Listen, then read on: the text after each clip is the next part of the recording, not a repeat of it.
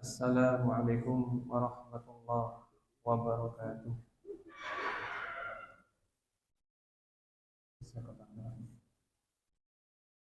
Alhamdulillahirabbil alamin. Wassalatu wassalamu ala Rasulillah wa ala alihi wa sahbihi ajma'in. Amma ba'd. Hadirin hadirat rahimakumullah. Kita melanjutkan materi fikih salat yang diambil dari Manhajus Salikin karya Syekh Abdul Rahman bin Nasir As-Sa'di rahimahullah, yang mana salat merupakan amal terbaik seorang hamba. Ya ayuhan nas, i'lamu inna khaira a'malikum shalah. Wahai manusia, ingatlah amal terbaik kalian adalah salat. Maka jika seseorang memperbaiki salatnya, maka telah memperbaiki amal terbaiknya untuk menghadap Allah Subhanahu wa taala. Dan telah berlalu penjelasan tentang perkara-perkara sebelum duduk di antara dua sujud, dari berdiri, niat, takbiratul ihram, al-fatihah, ruku', bangkit, i'tidal, dan sujud. Mereview dari sebelumnya, berkata Ibnu Hubairah rahimahullah dalam kitabnya Ikhtilaful A'immatil Ulama, mereka sepakat, yakni para imam, bahwa 7 ini merupakan rukun sholat, yaitu niat, berdiri, al-fatihah, ruku', kemudian sujud, kemudian duduk di antara dua sujud, dan tasyahud akhir. Mereka berselisih pada selainnya. Berkata Hanabilah dan ulama yang lainnya, mereka juga berselisih tentang rukun sholat. Jadi siapa yang menjaga rukun sholat yang 14 dari Hanabilah, maka dia sholatnya sah ditinjau dari semua ulama, baik ulama yang berselisih dengannya maupun tidak, sah.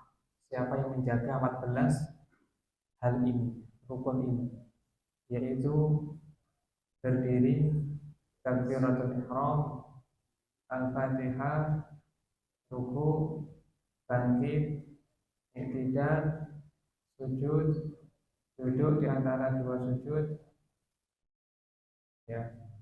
Kemudian saya ulang. Takbiratul berdiri, takbiratul ihram,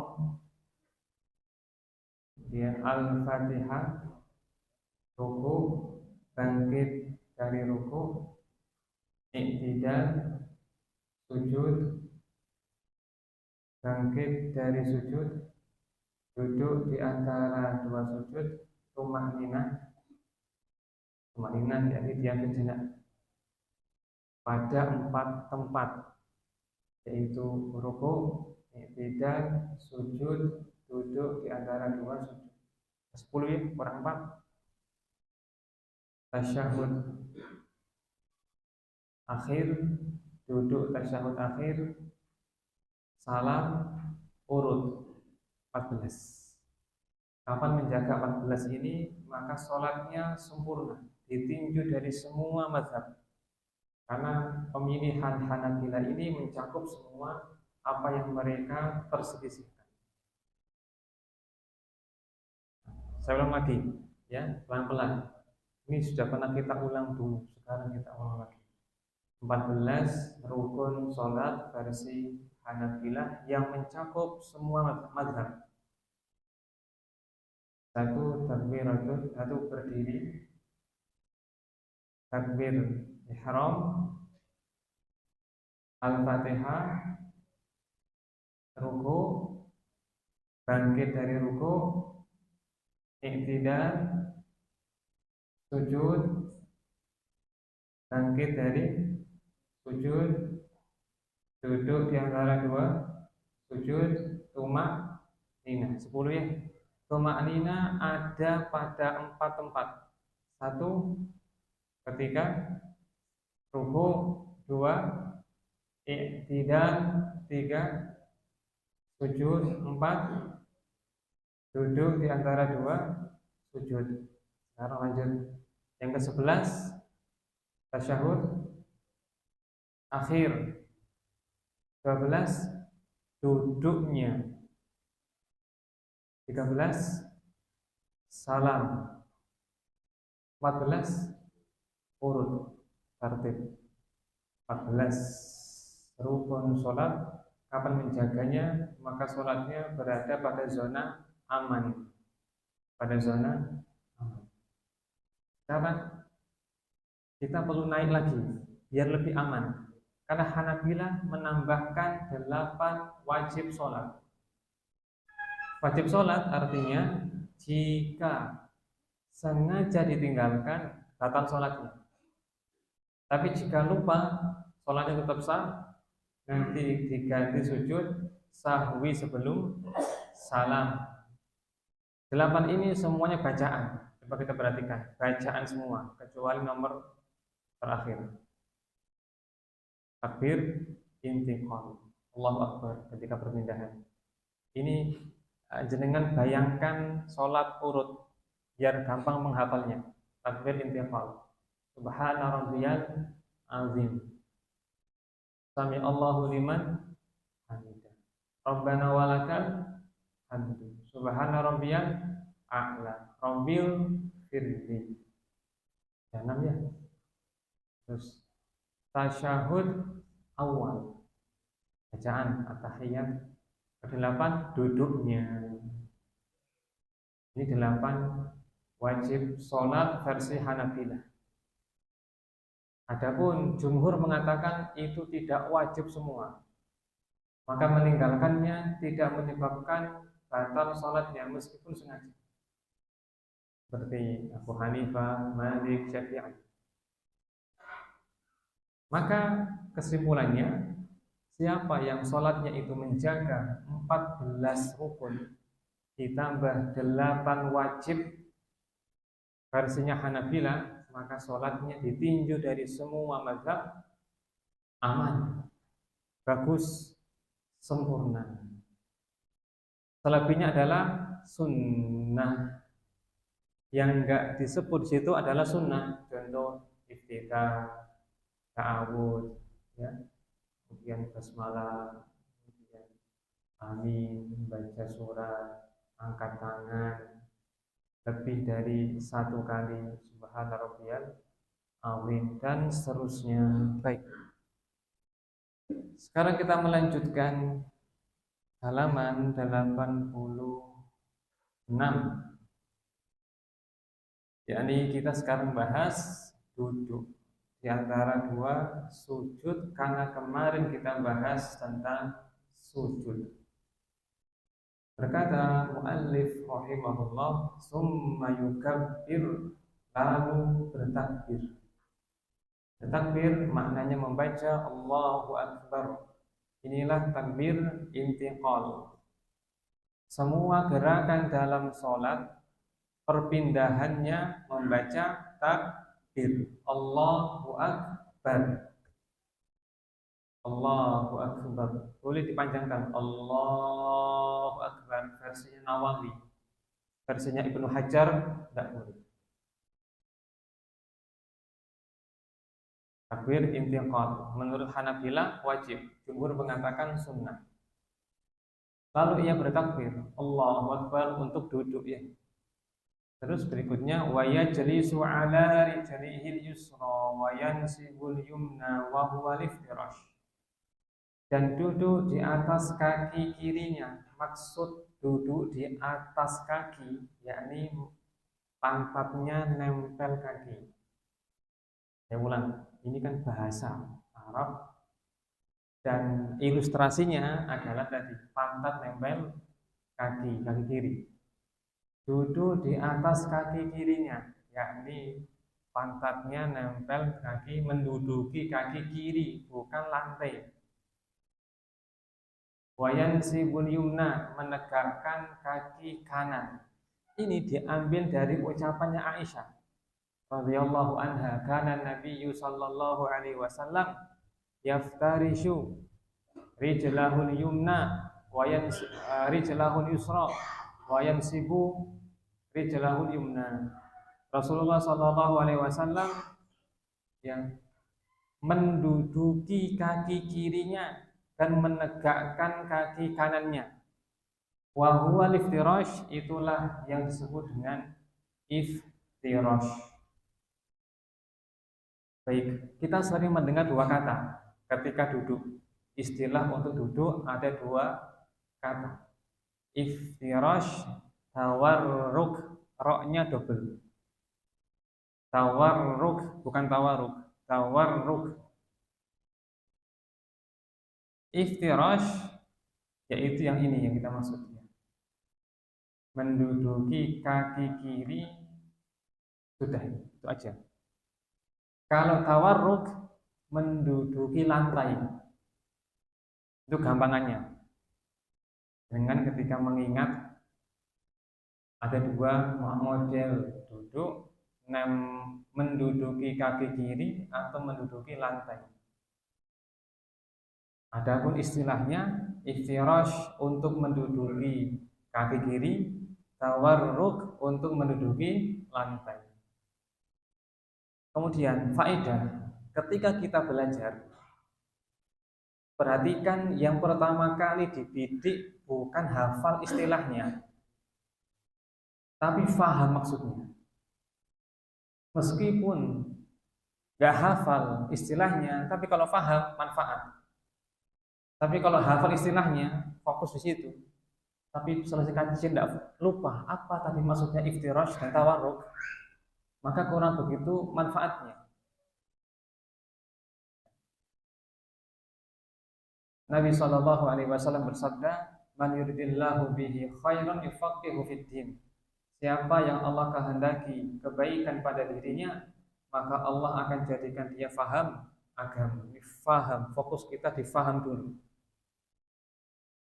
Yakni di sini kan dijelaskan bahwa duduk di antara dua sujud adalah iftirashnya, yaitu pantat menempel atau menduduki kaki kiri. Maka kita bayangannya yang fokus pada ungkapan pantat menduduki kaki kiri. Meskipun nanti tercampur, kadang tercampur. Anak pertama kali membaca iftirash, tawarruk, mendengarkan tercampur. Besok lupa yang mana yang menduduki lantai mana, yang menduduki kaki mana, tercampur. Biasa, karena istilah yang asing. Sampai berkali-kali baru hafal lafalnya, maknanya. Itu proses. Maka bidikan jenengan pertama kali adalah faham maksudnya apa. Kembali, ketika duduk di antara dua sujud, maka iftirash yakni pantat menduduki kaki kiri. Ini yang di buku ya. Ini pendapatnya Hanafilah dan merupakan pendapat jumhur. Itu Hanafiyah, Syafi'iyah. Berarti bukan ijma', berarti bukan ijma'. Kalau ijma' berarti kuat. Kapan fuqaha itu sepakat, maka kuat. Tapi kalau dikatakan tidak sepakat, maka di sana ada khilafiyah. Malikiyah tidak berpandangan demikian, berpandangan yang lain. Entah bebas, mau tawarruk, mau iftirash, bebas.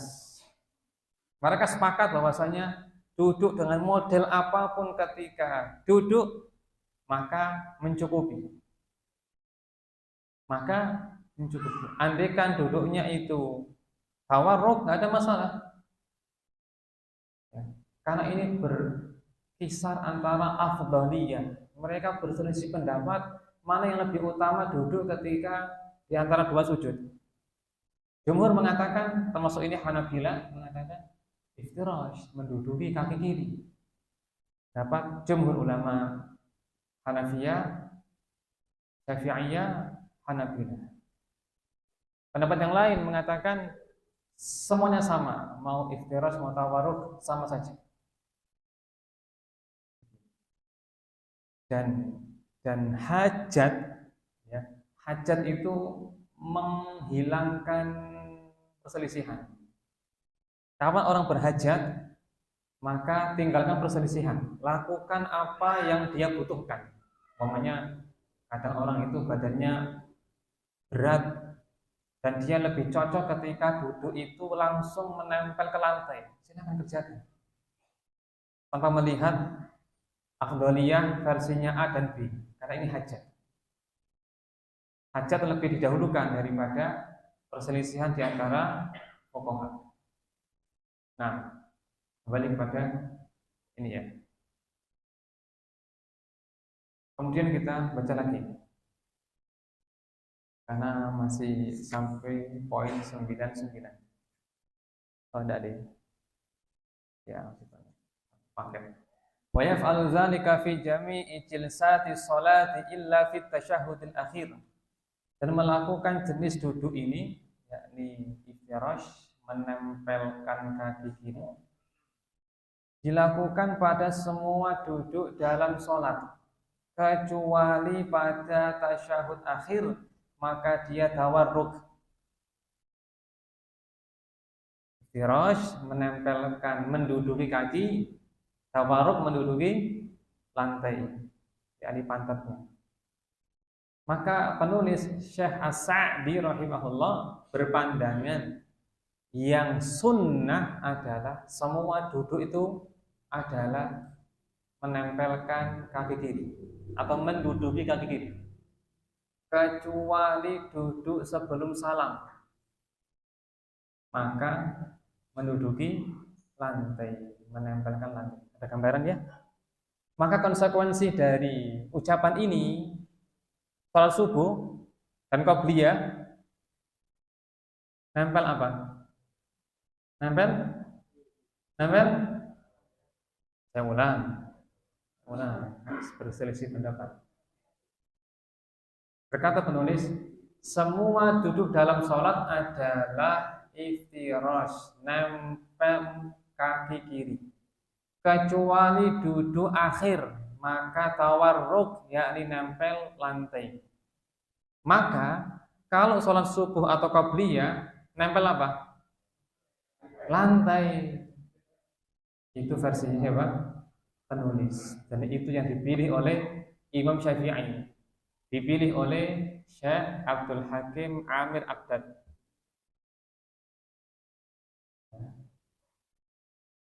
Nah, nanti kita jelaskan perselisihannya agar hati legowo, nggak merasa lebih benar dari yang lainnya ya.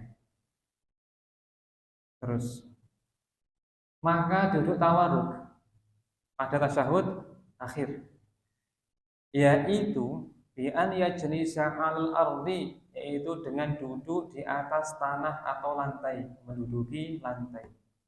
Wa yukhriju rijlahu yusra minal khalfil aiman, dan mengeluarkan kaki kirinya dari kanan belakang. Gampangannya, kaki kanan itu tegak. Kaki kanan tegak. Adapun ya posisi pantat itu yang diperhatikan, yang membedakan antara iftirash dan tawarruk. Kalau iftirash, pantatnya menduduki kaki kiri. Kaki kiri di sini maksudnya lebih tepatnya mata kaki, yang lebih jelas gambaran mata kaki. Kalau menduduki lantai, tawarruk. Nanti ya kita baca dulu. Wa yaqul, dan membaca Rabbi firli warhamni wahdini warzuqni wajburni wa'afini. Nampaknya ini berbeda dengan hafalan panjenengan semua. Nanti kita jelaskan. Jangan sedih dulu, nanti berarti harus upgrade hafalan nanti dulu. Rabbighfirli, ya Allah ampuni aku.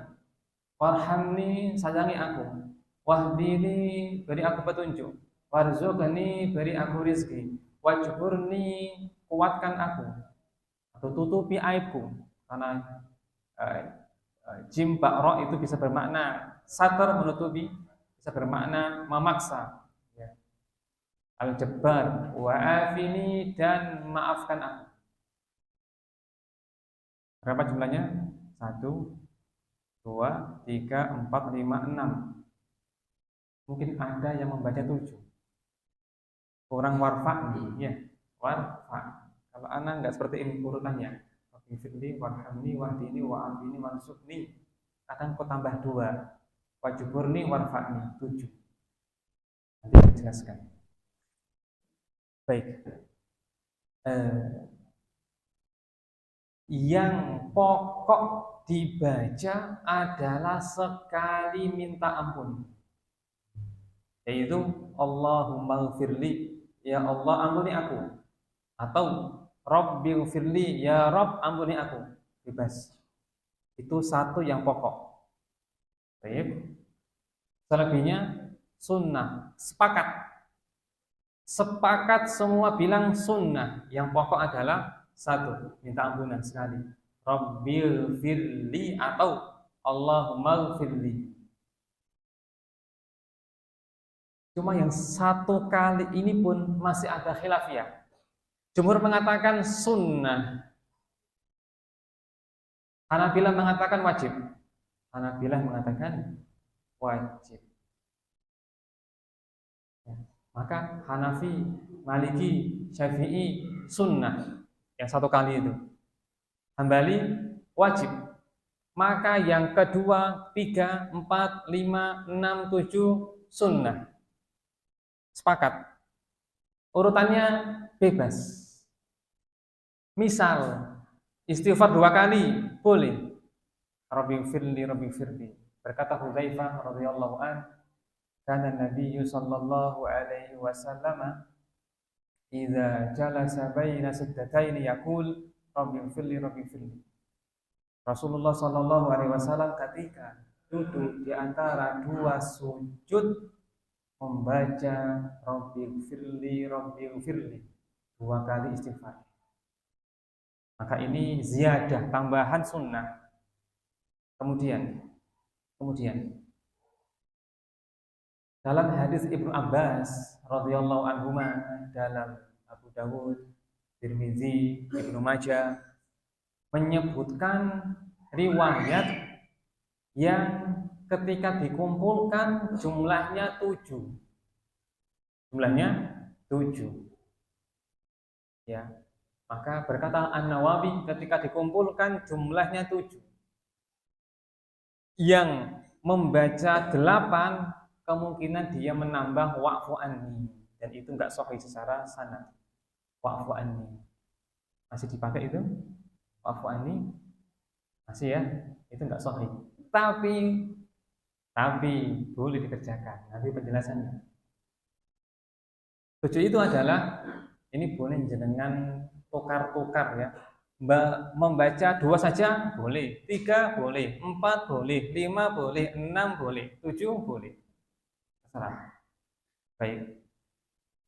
5 pertama yang utama, Rabbighfirli warhamni wahdini wa'afini warzuqni.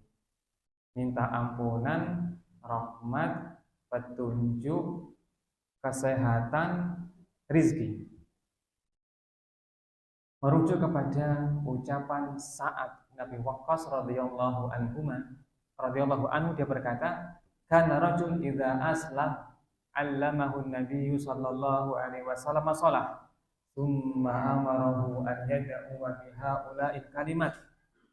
Apabila ada orang yang masuk Islam, maka Nabi sallallahu alaihi wasallam mengajarinya salat dan menyuruhnya untuk membaca di dalamnya 5 kalimat ini yang tadi, Rabbighfirli warhamni wahdini wa'afini warzuqni. Ya Allah, ampuni aku, sayangi aku, beri beri aku petunjuk, beri aku kesehatan, beri aku rezeki. 5 permintaan. Ibnu Abbas radhiyallahu anhuma dalam banyak riwayatnya ketika dikumpulkan ada 7. 2 ini adalah wajuburni warfa'ni. Wajuburni 2 maknanya, 1 tutupi semua aibku atau kuatkan aku dalam menanggung penderitaan atau musibah. Terus warfa'ni, angkat aku derajatku di surga. Maka jadi 7. Jenengan hafalannya tidak perlu di-upgrade ya. Dengan hafal yang seperti apa, teruskan dibaca. Karena orang tua kadang kalau di-upgrade hafalannya nanti pas sholat bisa kredit macet. Muskilah. Masalah.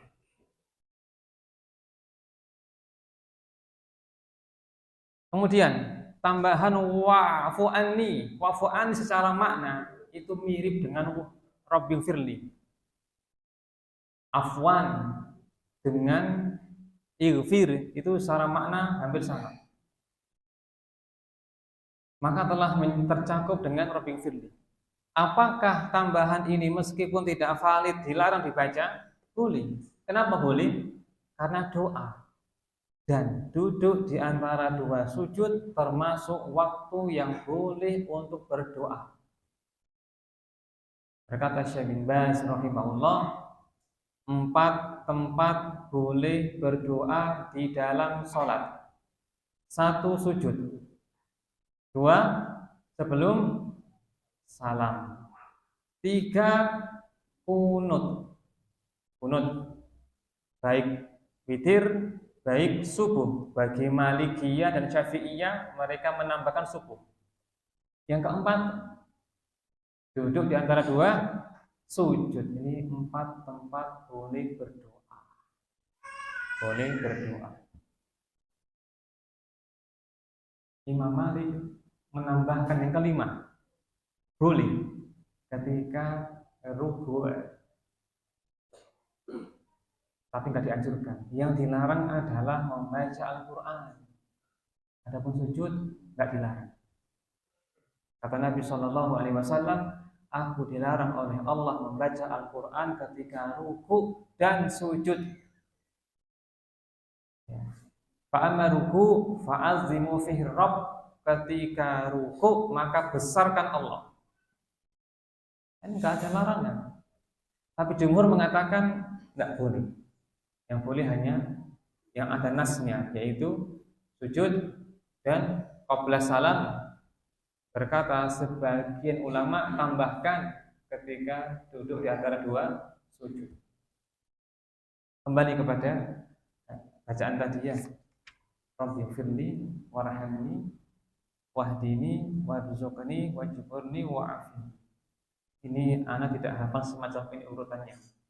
Tapi anak tadi pakai 5 tadi ya, hadisnya Ibnu Abbas dan juga merujuk kepada hadis sahih Imam Muslim dari Sa'ad bin Abi Waqqas, yaitu urutannya ampunan, rahmat, petunjuk, kesehatan, rizki. Meskipun bebas, dengan punya hafalan seperti apa, silakan dilanjutkan.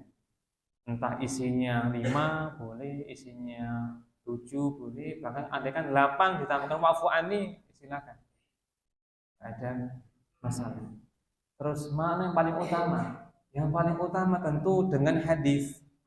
Kapan kita hafal sesuatu dari hadis, maka jangan menoleh yang lainnya, karena itu lebih utama.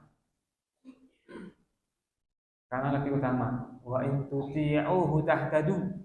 Jika engkau mengikuti beliau, maka mendapatkan petunjuk. Maka ittiba itu ada nilai plusnya di sisi Allah Subhanahu wa ta'ala untuk membedakan antara yang belajar dengan tidak. Maka ittiba itu sebenarnya adalah pembeda antara yang ngaji dengan yang tidak. Hal yastawil ladzina ya'lamuna wal ladzina la ya'lamun. Apakah sama antara orang yang tahu dengan orang yang tidak tahu? Tidak sama. Tidak sama. Lanjut.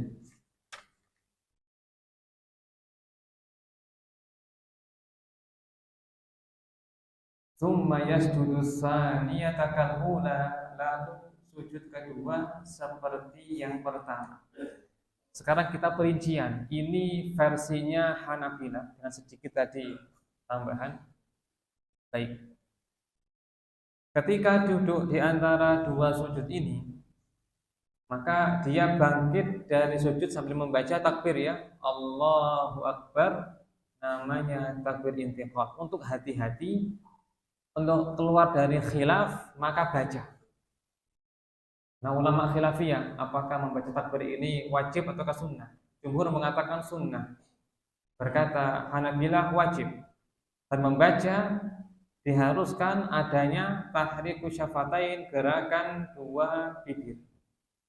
Ya. Allahu Akbar. Setelah itu membaca apa? Rabbil firli atau Allahumma firli, itu yang wajib bagi Hanabilah. Itu yang pokok satu. Selebihnya sunnah. Farhamni wahdini dan seterusnya. Kemudian cara duduknya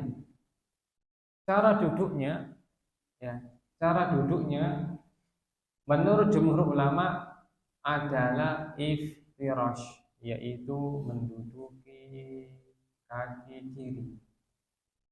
Karena tidak ijma, maka ulama tidak sepakat. Ada yang mengatakan tawarruk lebih utama, ada yang mengatakan keduanya bebas, sama-sama utama. Mana yang paling mudah bagi diri? Kalau kita mendengar kata jumhur, maka kita perhatian, karena umumnya kebenaran bersama jumhur, meskipun tidak selalu. Berkata Ibnu Utsaimin rahimahullah, umumnya kebenaran bersama jumhur, yakni mayoritas ulama, meskipun tidak selalu.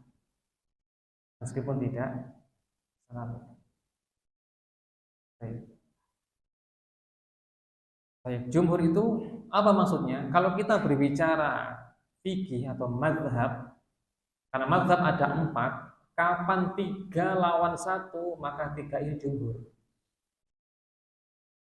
Karena mazhab itu 4, bukan 5 ya. Ada yang menetapkan 5, yaitu mazhab Ja'fariyah, Syiah, nggak dianggap. Bagaimana dengan mazhab Zahiri? Oke, tambahkan aja Zahiri, jadi 5. Di mazhab Hanafi, Maliki, Syafi'i, Hambali, Zahiri. Zahiri itu seperti Dawud Az-Zahiri, Ibnu Hazm Az-Zahiri, Imam As-San'ani, Imam Asy-Syaukani, Zahiri mereka. Nah, kapan ya 3 lawan 1, maka 3 ini jumhur. Kalau 2 lawan 2, maka tidak jumhur. Tapi kalau Zahiri berpandangan, ya, berpihak pada salah satu dari 2 kelompok, jadilah jumhur salah satunya. Demikian. Ya, kembali kepada masalah duduk. Harusnya jumhur yang utama adalah iftirash. Ini merujuk kepada hadisnya Maimunah radhiyallahu anha, istri Nabi sallallahu alaihi wasallam.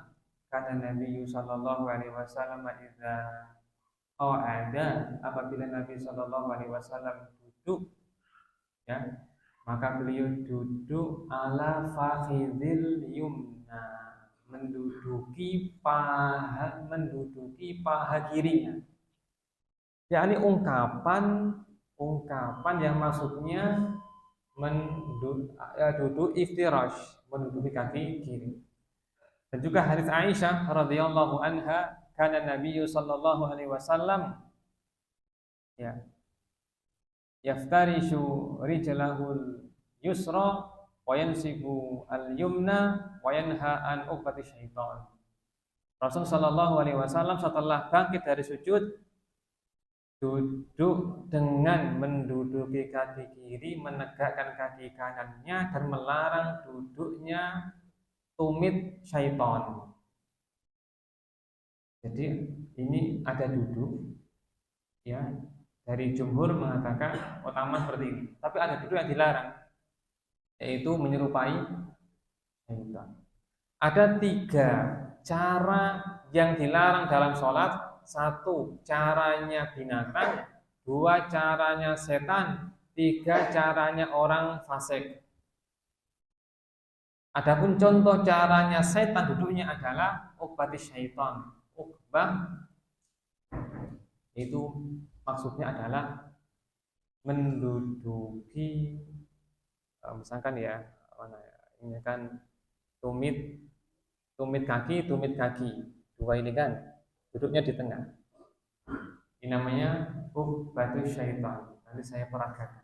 Nah, ada dulu. Kita melanjutkan.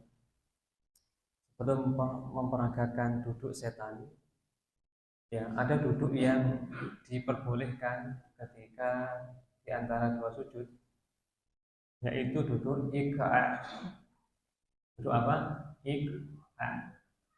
Yaitu duduk dengan bertumpu pada jari-jari kaki dengan menduduki tumit. Ya. Nanti saya peragakannya. Ini duduk iqa'. Duduk ini meskipun nggak disepakati oleh para ulama, tapi ulama besar mereka mengatakan amru sunnah. Ini dipilih oleh Imam An-Nawawi, dipilih oleh sejumlah ulama yang lain. Duduk iqa'. Berdasarkan 2 hadis yang sahih dari Ibnu Abbas dan Ibnu Umar radhiyallahu anhum, berkata Tawus, aku bertanya kepada Ibnu Abbas tentang duduk iqa'. Dia mengatakan dia sunnah. Aku berkata, aku menganggap orang itu kalau duduk semacam itu seakan-akan bermain-main. Kata beliau, dia sunnatun nabiyika sallallahu alaihi wasallam. Dia adalah sunnah nabimu sallallahu alaihi wasallam. Muridnya Ibnu Umar, dia berkata, karena dahulu Ibnu Umar, apabila beliau duduk dari sujud yang pertama, beliau duduk ala asabi'i rijlaihi. Beliau duduk di atas tumpuan jari-jarinya di iqa'. Dan dia berkata, ya sunnah. Ini adalah sunnah. Maka An-Nawawi mengomentarinya, hadis ini karena sahih, ya, maka hadis ini dianjurkan sesekali diamalkan. Berbeda dengan pandangan yang mengatakan tidak dianjurkan sama sekali karena berlawanan dengan hadis Wa'il bin Hujr dan lainnya tentang sifat sholat Nabi, duduknya itu adalah iftirash. Maka dijamak, yakni secara umum atau asal atau rutin adalah duduk iftirash, menduduki kaki kiri. Tapi kadang-kadang adalah duduk iqa'. Dalam rangka apa? Untuk menghidupkan sunnah. Karena sahih hadisnya. Karena seperti kasusnya wudu Nabi, kadang sekali basuhan, kadang 2 kali, kadang 3 kali. Maka tanawwu macam-macam. Maka yang utama adalah kadang-kadang sekali, kadang-kadang 2 kali, kadang-kadang 3, tapi secara rutin 3 kali. Atau seperti ketika iftitah, maka yang rutin, ini versinya Ibnu Taimiyah ya, subhanakallahumma wa bihamdika. Kan? Kemudian subhanakallahumma wa bihamdika wa tabaraka ismuka wa ta'ala jadduka wa la ilaha ghairuka. Ini yang rutin. Tapi kadang-kadang ditambah dengan yang lain atau diganti dengan bait baini, dengan wajah wajhiyah dan seterusnya. Tanawwu itu dalam rangka ihya sunnah, menghidupkan sunnah. Baik. Sekarang saya akan praktek duduk iqa' yang dikuatkan oleh para peneliti bahisin di bawah arahan Syekh Alawi bin Abdul Qadir As-Saqaf sebagai sunnah yang perlu sesekali diamalkan, merujuk pada pendapatnya An-Nawawi dan yang lainnya. Praktek ya. Mana? Eh, ini ya, ini ya. Ya. Duduk ik'a. Nah, seperti ini.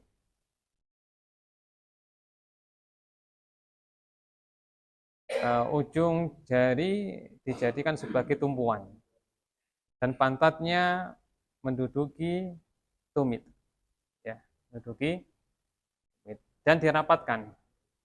Untuk khilaf dari duduknya syaiton. Adapun ukbatus syaiton itu ada dua tafsiran. Yang pertama adalah semacam ini. Yang pertama, ya, ini. Cuma ini nggak begitu kuat. Pendapat yang kedua adalah seperti ini. Nah, ini. Ini pendapat yang lebih kuat tentang duduknya syaiton. Maka semacam ini tidak boleh. Kata Aisyah radhiyallahu anha, wa yanha an uqbati syaiton. Nabi melarang duduknya syaitan semacam ini. Ini penjelasannya Imam An-Nawawi. Adapun yang seperti ini, mana ini? Ini, ini ya. Ya ini hampir menyerupai, maka ditinggalkan lah. Ditinggalkan macam ini. Kalau sengaja ya, tapi kalau uzur ya nggak apa-apa. Kan uzur.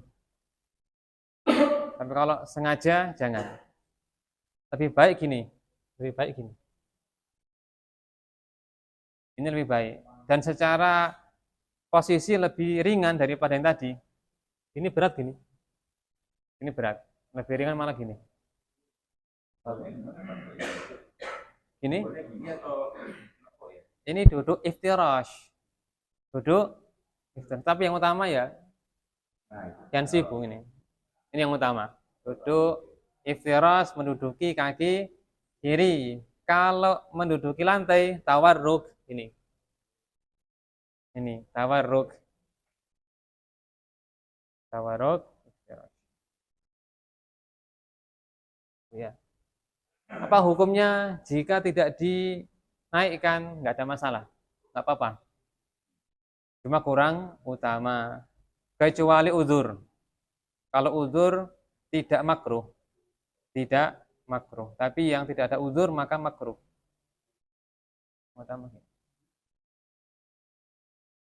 Gimana? Jelas ya? Jelas ya? Kalau ya,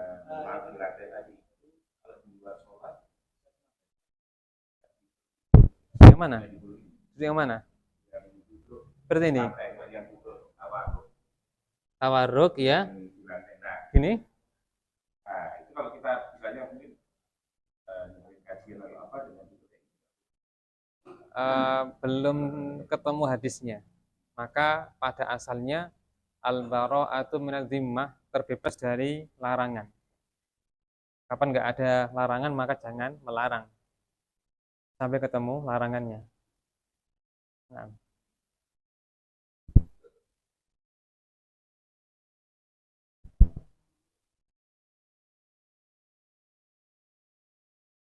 Baik. Yang terakhir adalah sunnah berikutnya, yaitu tangan. Ibnu Abdul Bar, ulama Malikiyah, Nawawi dan juga Ibnu Juzai dari Malikiyah menukil ijma bahwa disunahkan, dianjurkan ketika duduk dua tangan ya dihamparkan pada dua paha. Ya. Adapun telapak tangan boleh diletakkan di paha maupun lutut. Keduanya boleh. Versinya tadi ya Ibnu Abdul Bar, An-Nawawi dan juga Ibnu Juzai itu ijma. Artinya boleh.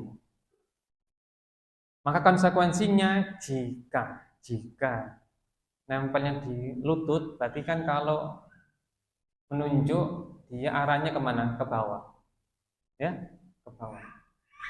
Berkata Ibnu Qayyim rahimahullah, beliau menyukai kalau yakni ketika tasyahud awal ya, duduk. Telunjuknya itu ke bawah dalam rangka tawadhu kepada Allah Ta'ala. Ini sekedar pendapat ya. Pendapat artinya secara adab versinya beliau lebih utama itu telunjuknya itu ke bawah karena lebih menunjukkan tawadhu kepada Allah Ta'ala. Ini jika tangannya nempel di lutut ya. Tapi kalau nempelnya di atas paha mungkin tidak ke bawah ya, tapi lurus. Allahu a'lam. Demikian kesimpulannya bahwasanya duduk di antara dua sujud itu rukun sholat, caranya bebas. Jumhur mengatakan yang utama adalah iftirash, yakni menduduki kaki kiri. Dan bacaannya adalah Rabbighfirli, itu wajib. Menurut Hanabilah versinya jumhur sunnah. Adapun tambahannya mereka sepakat sunnah seperti meminta rahmat, petunjuk, kesehatan, rizki, ya, ditutupi aibnya dan dinaikkan derajatnya sunnah. Demikian. Dan juga melarang duduk syaitan seperti yang tadi diperagakan. Allahu a'lam. Ada pertanyaan dipersilahkan tentang ini maupun sebelumnya. Silakan jemaah.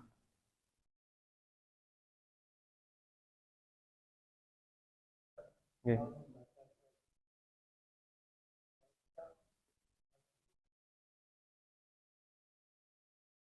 Nah, apa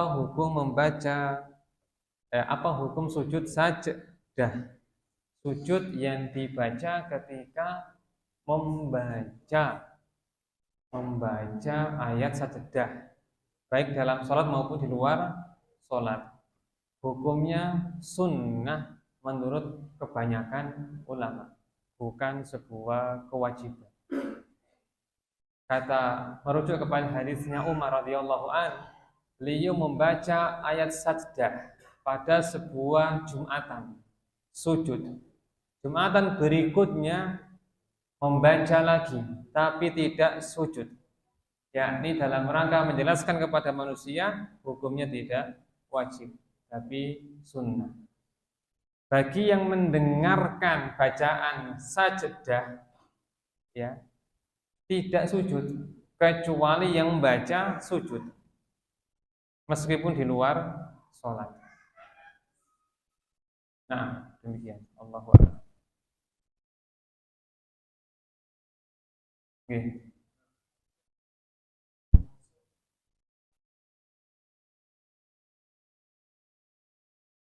Sujud.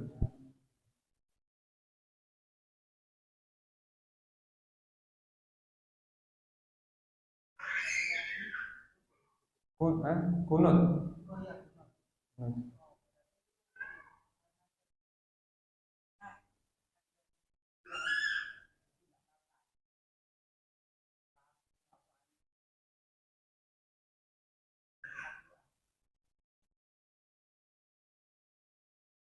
Hmm.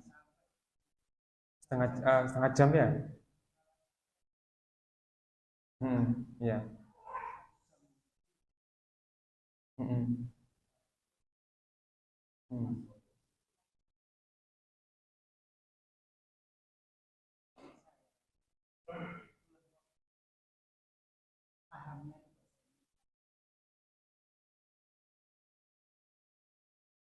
Hmm.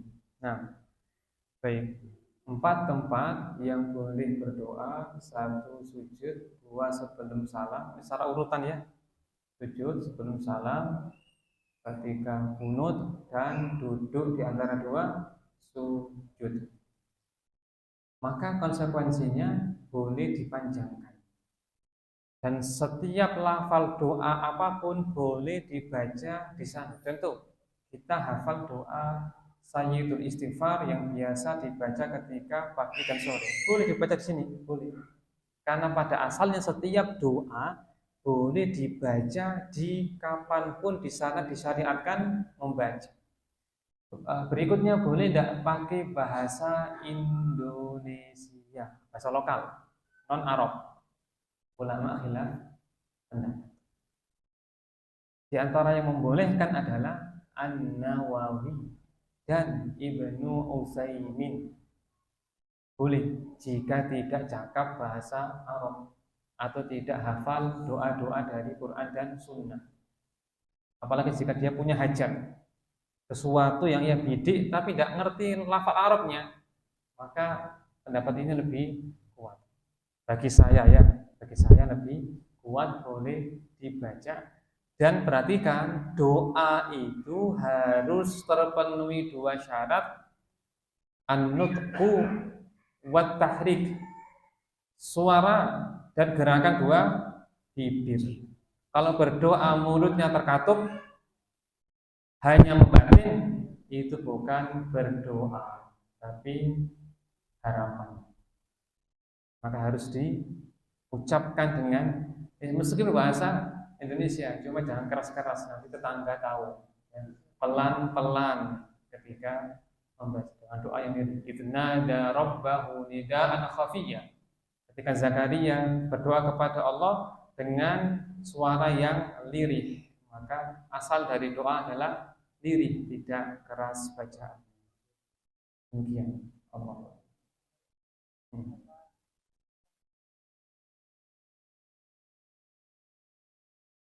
Ya. Hmm. Hmm. Hmm. Hmm. Boleh tidak membaca doa dari Al-Quran ketika sujud? Sementara Nabi mengatakan, aku dilarang oleh Allah membaca Al-Quran dalam rukuk dan sujud. Ulama khilaf pendapat. Jumhur mengatakan boleh. Apa sebabnya boleh? Innamal a'malu binniyat. Amal tergantung niatnya. Niatnya bukan baca Quran, tapi berdoa. Sebagaimana mereka sepakat bahwa orang junub boleh berzikir. Padahal umumnya zikir dari Al-Quran. Alhamdulillah dari Al-Fatihah. Alhamdulillahirabbil alamin. Tahlil dari Muhammad, surah Muhammad, fa'lam annahu la ilaha illallah. Tapi kan niatnya bukan baca Quran, tapi berdoa. Maka dalil yang kuat adalah doa bacaan sujudnya Ali. Itu ada nukilan dari Al-Quran. Allahumma laka sajadtu wa bika amantu wa laka aslamtu sajada wajhiya lilladzi khalaqahu wa sawwarahu wa syaqqa sam'ahu wa basarahu tabarakallahu ahsanul khaliqin. Maha suci Allah, ya, pencipta rupa terbaik. Ini kan diambil dari Al-Quran, ya, surah apa itu? Al-Mu'minun, ya, surah Al-Mu'minun, dan juga ada dalam surah Al-A'raf. Nah, Allahu a'lam. Nah, lagi cuman gimana? Ya, silakan. Ya, silakan Pak Adi.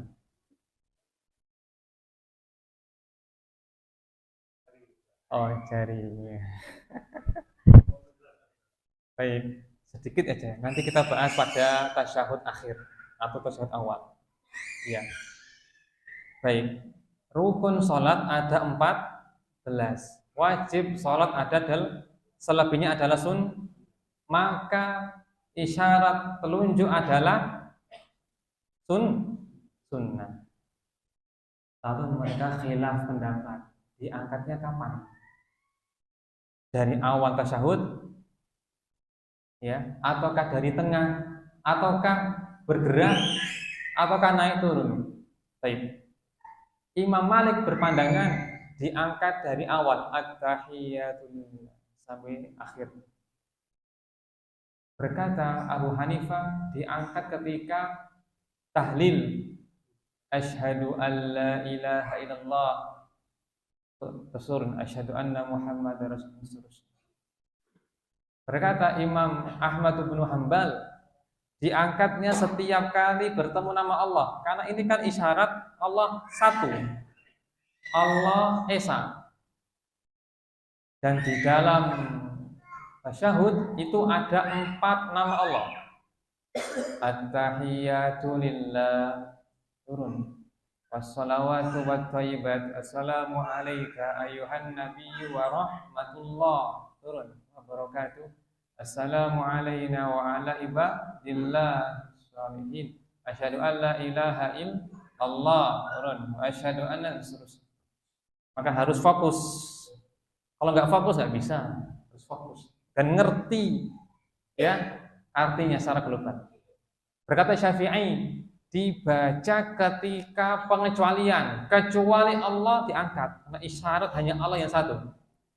Aku bersaksi bahwa tidak ada yang berhak disembah kecuali Allah, angkat. Sampai salam. Ini dipilih oleh An-Nawawi. Sekarang Syalbani rahimahullah mengikuti pendapat Imam Malik dari awal plus tahrik gerak-gerakan. Merujuk kepada riwayat dari seorang rawi yang thiqah namanya Zaidah bin Qudamah. Cuma rawi ini dia kuat, tapi rawi yang lain lebih banyak dari dirinya, bahkan sebagian lebih kuat tanpa tambahan tahrik. Maka jumhur ulama tidak memakai hadis ini, kan bagi mereka ini syadz, hadis ganjil. Nampaknya kesalahan dari rawi. Buktinya semua teman-temannya tidak ada tambahan tahrik menggerak-gerakkannya. Baik, maka jumhur tidak menggunakan hadis ini. Berkata Syirbini dalam mazhab Syafi'i, wa yukrah, dibenci tahrik. Ini versinya Khatib Syirbini dari Syafi'iyah. Baik, kembali kepada tadi ya. Nah, bagi yang menggerak-gerakkannya versinya Syalbani, jangan keras, tapi lembut. Ini. Karena Syekh Ali Hasan Al-Halabi rahimahullah pernah ditegur oleh Syalbani ketika beliau seperti ini. Wahai anakku, seperti ini caranya, lembut. Lahiya asyaddu ala syaitan min hadid. Itu lebih menyakitkan bagi setan daripada tertusuk besi. Hadisnya sahih. Demikian. Itu khilafiyah. Intinya dia perkaranya longgar karena sunnah. Nah, wallahu a'lam. Kita akhiri sampai sini semua bermanfaat. Subhanallahumma wa bihamdika, asyhadu an la ilaha illa anta, astaghfiruka wa atubu ilaik. Assalamualaikum warahmatullahi wabarakatuh.